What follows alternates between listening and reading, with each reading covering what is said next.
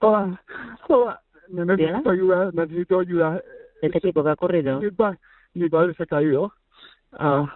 Estamos en Collbató. Se ha caído. Era a primeira conversa que mantivo Jonathan Andic cos servizos de emerxencia o día en que morreu seu pai. Os abogados do fillo do fundador de Mango usaron esta chamada telefónica que acabamos de escoitar para argumentar a súa defensa. Creo que se ha caído por un barranco. Por favor, envíen a alguien, envíen una ambulancia, envíen a alguien, por favor. Esta é parte da conversa que Jonathan Andic mantivo cunha operaria do 112 o 14 de decembro de 2024, minutos despois da caída que custou a vida a Isaac Andic cando paseaban pai e fillo pola montaña de Montserrat. ¿Qué?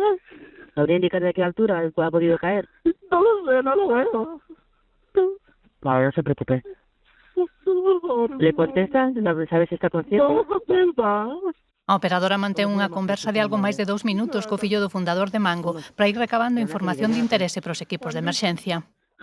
¿Es accesible para los vehículos esta ruta, este camino? No.